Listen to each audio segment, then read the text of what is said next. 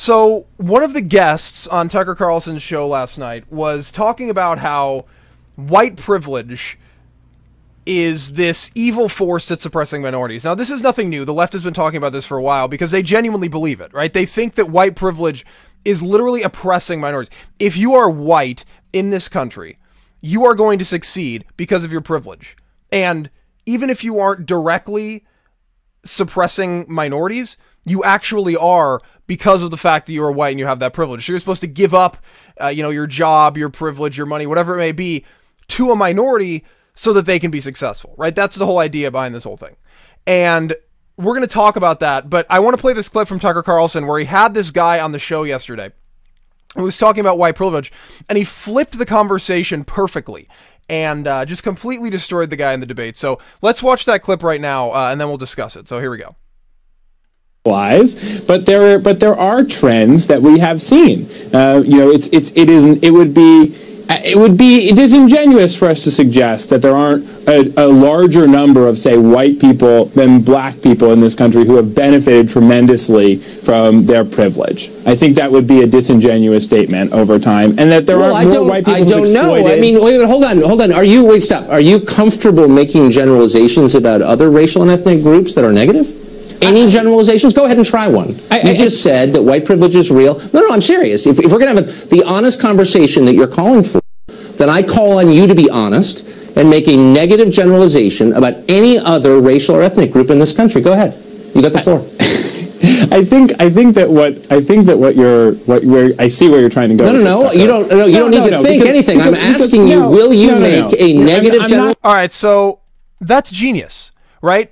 Because essentially when you're saying that white privilege exists and you're hounding on white people, what you're doing is you're saying that white people this, white people that, and you're making generalizations about all white people. You're assuming that all white people, based on the sole fact that they are white, are going to succeed, right? You're taking out IQ, you're taking out that, and you're assuming that because of the fact that they're white, they're going to succeed. So Tucker Carlson says, hey, why do you make a negative generalization about another race right now?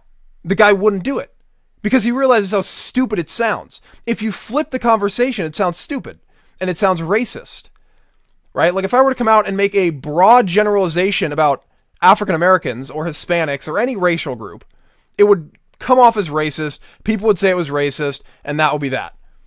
But for some reason, it's okay to make those generalizations about white people. Now, I think the ironic thing about white privilege is that it actually makes minorities look bad, and the left doesn't realize this.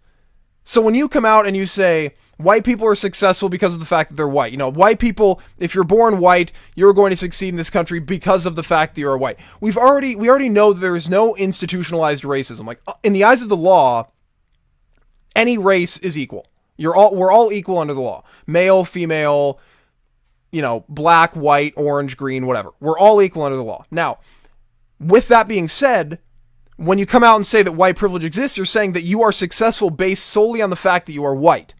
Now, what does that mean for minority groups? It means they aren't successful because they are black. So if you come out and you defend white privilege and you say that white privilege exists, what you're actually saying is that minority groups do not have an equal chance in this country because they are not white. Does that not sound racist? Can you not easily flip that and make it sound like what they're saying is racist? I mean, let's be honest, right? And the funny thing is this guy on the show, he didn't look like a minority. The guy who's on Tucker Carlson, right? The dude looks white. It wasn't a minority on Tucker Carlson sitting there like, white privilege is evil, white privilege is terrible. It's another white dude, which I find to be hilarious, is that these white knights, literally white knights, are coming out advocating for the minority groups. Like, you don't even see the minority groups coming out and doing it. It's like the white people doing it for them. Like, they're assuming what they want. And that's one of the big issues we have with like the trans activists and the gay rights. It's a small minority of people within those groups are coming out and saying, this is what our entire group wants. We want this, we want that, we want this, we want that. It's like, no, you don't. You want that. Your little pocket of radicals, of cultural Marxists within your group wants that, but the rest of the group doesn't want that. Why don't you go ahead and consult them? Because what you're looking for is not equality. You're looking for progress. You're looking for more rights. And that's the whole point behind this thing. Feminists, these feminazis out there, they're not looking for equal rights for women. They're looking for better treatment for women. Most women don't want to be treated better than men. Most women want to be treated equally. That's that. But there's a radical group of cultural Marxists, that's not good enough for them. They need to divide. Because when you divide, then you can conquer. United, we are a strong force. Divided, we are weak. And so these cultural Marxists come out, like the feminazis, Black Lives Matter, these small, radical group pockets within these, larger groups. And they'll come out and they'll pretend like they're speaking for the entire group, and they're not. They're only speaking for themselves. And that is terribly off-putting for the other people that are actually in the group. Now, I don't care if you're white, I don't care if you're black, I don't care if you're Hispanic, I don't care if you're Asian. You can succeed in this country. It's a free country. You have equal opportunity. Now, I know, you look at government-run education, it sucks in the inner city. I get that, all right? That's something that needs to be fixed.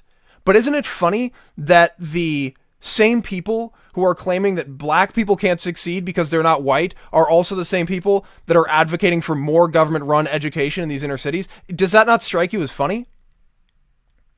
Is it not funny that these same people who are saying that black people aren't succeeding because they're not white are the same people who are destroying the family and adding to the, mounting number of single parent households in the inner cities when it's proven that having a father figure increases the chance of the child's success drastically?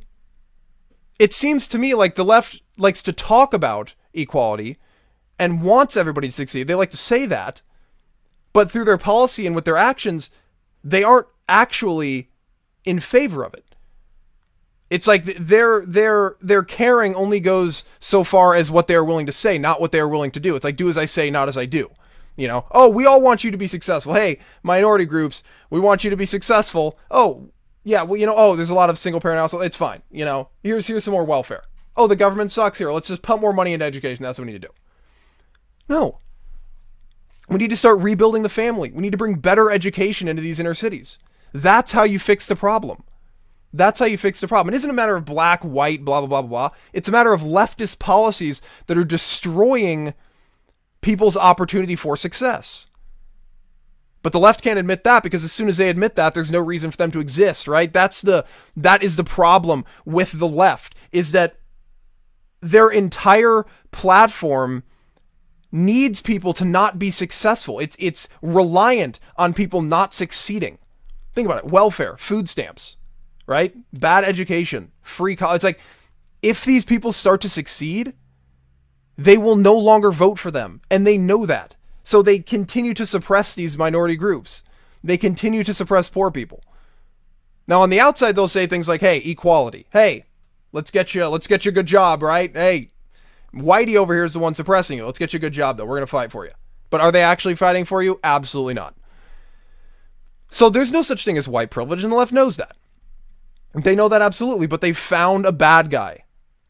Which, by the way, if you were to pin any other race as the bad guy, it would be absolutely racist. But the fact that they just do it with white people, that's fine, right?